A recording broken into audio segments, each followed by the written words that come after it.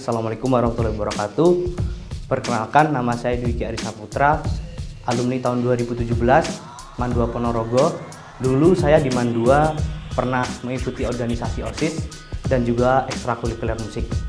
Perkenalkan, nama saya Ahmad Abdul Manan, alumni MAN 2 2016. Dan saya pernah menjabat menjadi Ketua OSIS 2014-2015. Saya Siti Mahdiatul Ula, saya alumni MAN 2 Ponorogo tahun 2017. Saya alumni TPN STAN tahun 2019, jurusan D1 Kebendaharaan Negara, dan saat ini saya bekerja di Sekretariat Jenderal Kementerian Perhubungan Jakarta.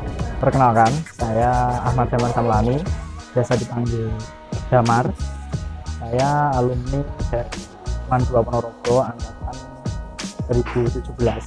Saya Jeffrey Cahyono, saya alumni MAN 2 Ponorogo tahun 2018. Saat ini saya sedang menempuh pendidikan S1 di program studi ilmu komunikasi Universitas Negeri Yogyakarta.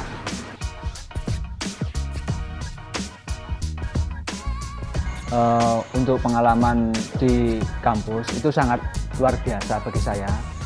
Karena saya menjadi seorang pembisnis itu juga dari kampus, dari dukungan teman-teman yang ada di kampus. Dan saya sebenarnya untuk semester 1 awal itu saya mengikuti semua organisasi yang ada di kampus. Kurang lebih ada 7 organisasi, dan satu yang paling besar adalah organisasi Komen. Bertanya tentang bagaimana kehidupan di kampus.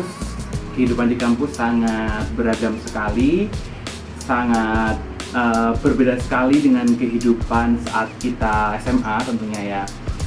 Banyak sekali pengalaman, banyak sekali hal-hal baru yang bisa saya dapatkan ketika saya di kampus. Satu kata yang bisa mewakili dunia kampus adalah dinamis. Tujuan di kampus itu adalah mengganti kepala kita yang kosong dengan kepala yang terbuka. Bukan mengisi kepala kita yang kosong dengan segala macam ilmu pengetahuan dan menjejali kepala kita dengan seluk-beluk ilmu. Tujuan akhir pendidikan di kampus itu adalah keterbukaan dan kerendahan diri.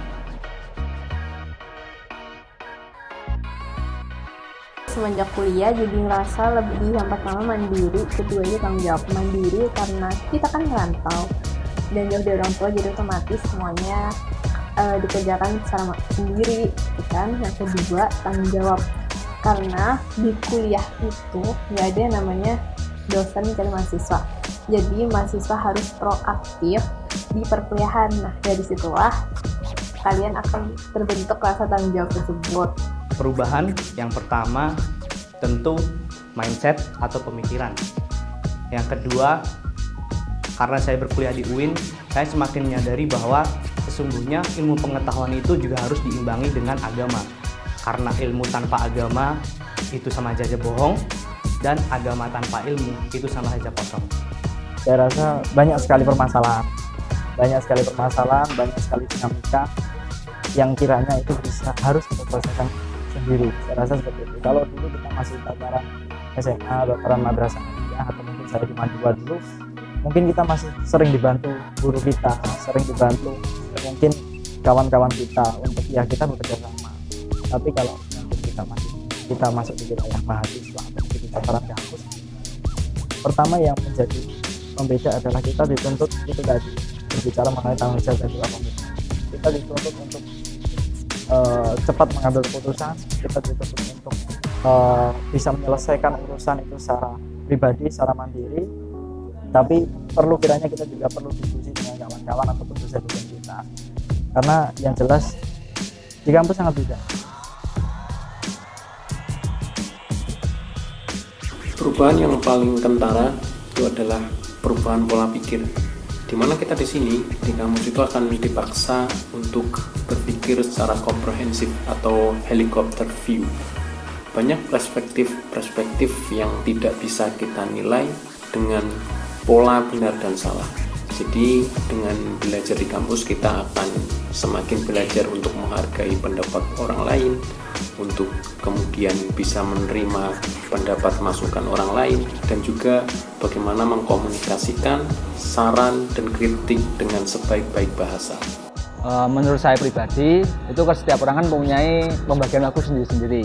Nah, waktu masih kuliah itu saya pagi dan siang itu kuliah, kalau malam saya kerja. Nah, untuk masalah tugas kuliah itu saya kerjakan setelah kerja. Kurang lebih ya jam 9, jam 10, jam 11. Pokoknya itu setelah saya selesai kerja. Jadi tergantung kita untuk pembagian waktu biar bisa maksimal lah. Kuliah juga lancar, usaha juga lancar. Kalau ditanya tentang apa saja perubahan saat menjadi mahasiswa, banyak sekali. Lebih mandiri ya, terus jarang tidur juga iya, terus lebih menghargai waktu, terus kita juga sangat diaktif, mandiri dalam segi apapun, dalam hal apapun kita mandiri. Terus perubahannya ya, alhamdulillahnya prestasi juga naik, meningkat dari SMA.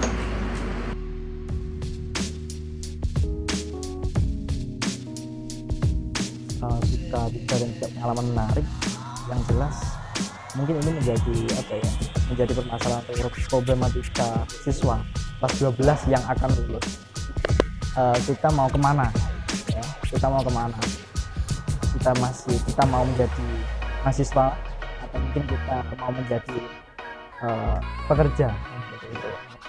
Saya tidak terlalu membanggakan bahwasanya saya hari ini sekolah atau mungkin kuliah di mana.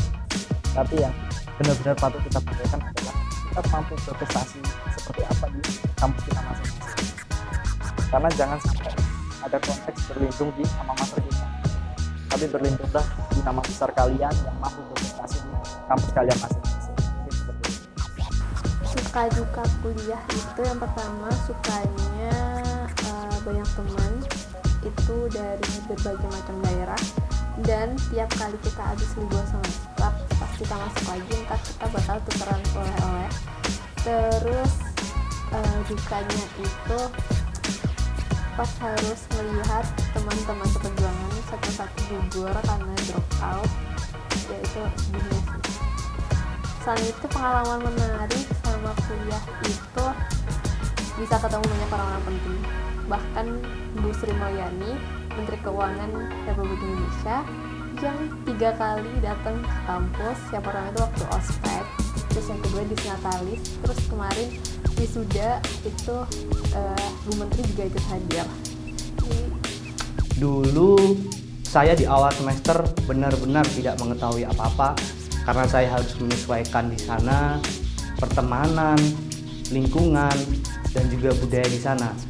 Setelah itu saya berani untuk melangkahkan diri lebih maju dengan mengikuti komunitas, organisasi, dan juga ikut berpartisipasi dalam setiap acara di jurusan, fakultas, dan di kampus.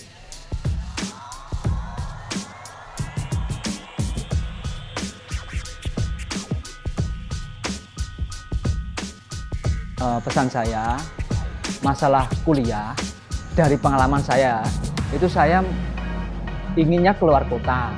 Cuma karena dari orang tua tidak mendukung harus di Kota Ponorogo, jadi saya menuruti kata-kata orang tua. Dan alhamdulillah, selama saya menuruti kata-kata orang tua, alhamdulillah bisa direstui semua. Dari usaha lancar, kuliah juga lancar, skripsi lancar, kuliah tepat waktu lulusnya. Seperti itu. Kunci ada di restu orang tua.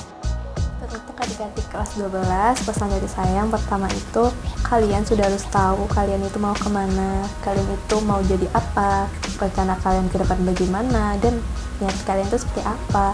Nah, yang kedua, matenginlah persiapan kalian. Bisa dari banyak-banyak berlatih soal seperti itu. Kemudian yang ketiga, jangan lupa untuk meminta restu doa dari Bapak dan Ibu.